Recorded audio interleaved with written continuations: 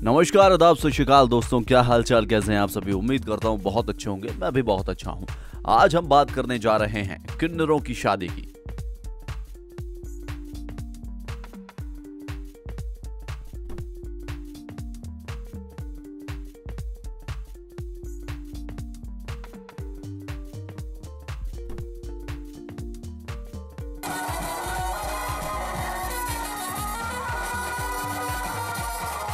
तो बने रहिएगा वीडियो में बिल्कुल आखिरी तक, ताकि आप कुछ भी मिस ना कर सकें। किन्नर समाज यूं तो पूरी दुनिया में मौजूद होता है। अगर भारत को छोड़ दें तो बाकी पूरी दुनिया में किन्नर आम इंसानों की तरह ही रहते हैं और वैसा ही अपना जीवन जीते हैं। सिर्फ अंतर इतना रहता है कि इनकी कोई भी बायोलॉजिकल प्रोडक्टिविटी नहीं होती।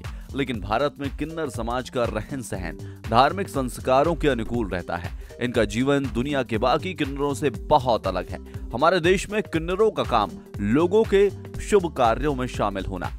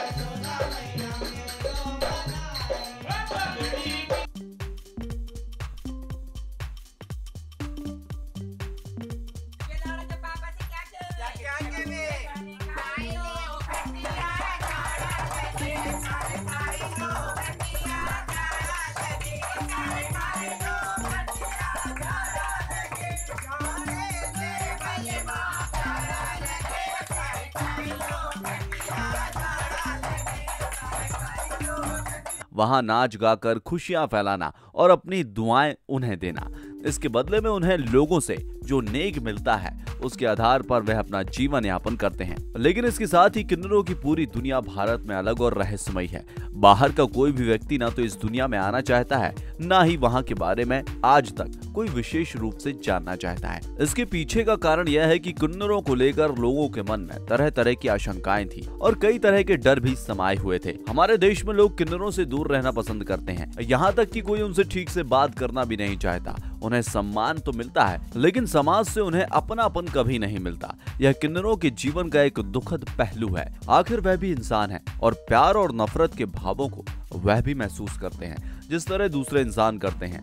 मगर यह भारी विडंबना है कि किन्नरों के प्रति समाज की धारणा में अपनेपन का भाव नहीं है। क्या आपको लगता है कि किन्नरों के प्रति लोगों के मन में नफरत का भाव नहीं होना चाहिए? अपना जवाब हमें कमेंट बॉक्स में लिखकर जरूर बताइएगा।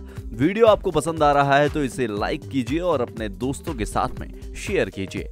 आज के बदलते हुए वक्त में लोगों के मन में किन्नरों के प्रति जिज्ञासा पैदा हुई है।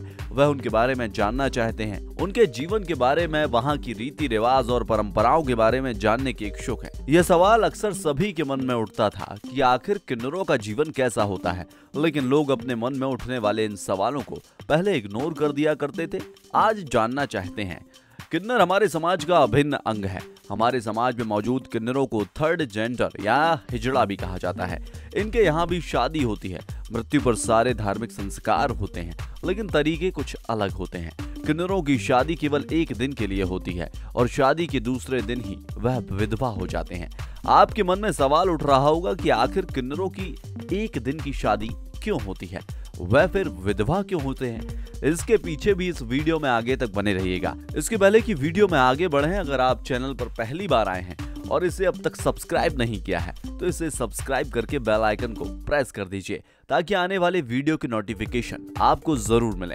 किन्नरों की शादी का रहस्य महाभारत काल से जुड़ा है। दरअसल द्रौपदी पांचों पांडवों की अकेली पत्नी थी, इसलिए द्रौपदी के साथ रहने के लिए कुछ नियम कानून बनाए गए थे जो सभी पांडवों पर लागू होते थे।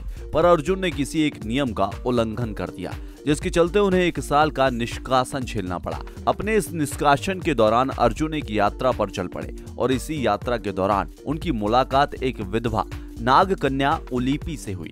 उलीपी से उन्हें प्रेम हुआ और वहां उन्होंने शादी की। शादी के बाद वह कुछ समय तक उलीपी के साथ रहे और फिर उनका एक बालक भी हुआ। अपने बालक और उलीपी को छोड़कर अर्जुन वापस आ गए। नागलोक में वो लड़का बड़ा होकर अरावल के नाम से प्रसिद्ध हुआ। बड़ा होने पर वो वापस अपने पिता के पास चला गया। जब महाभारत का युद्ध होने जा रहा था, उसके पहले पांडवों को विजय के लिए काली माता का आशीर्वाद चाहिए था। मां काली की पूजा का आयोजन पांडवों के द्वारा किया गया।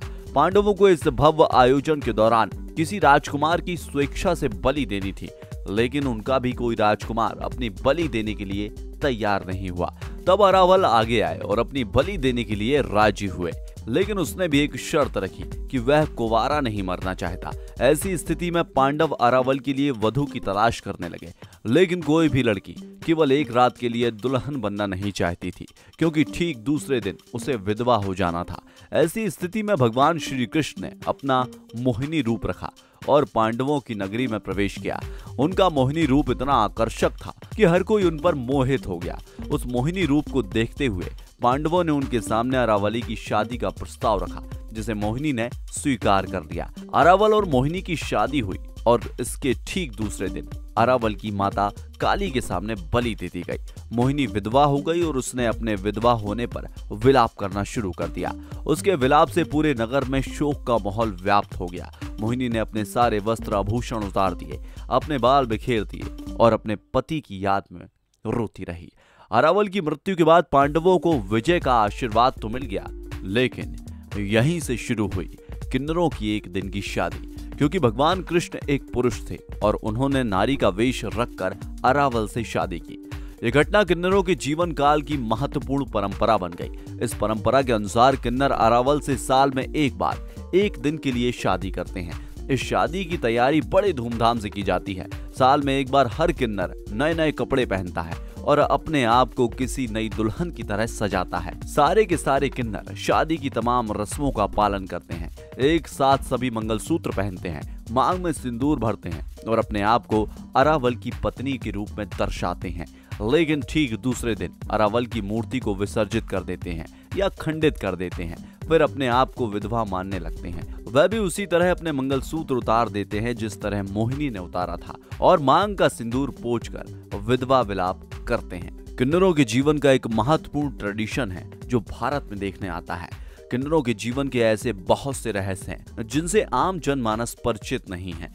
किन्नरों को लेकर लोगों के मन में तरह तरह की एक ऐसी धारणाएं बैठी हुई हैं जिसके सच या झूठ होने के बारे में निष्पक्षता और सच्चाई के साथ जानने की जरूरत है।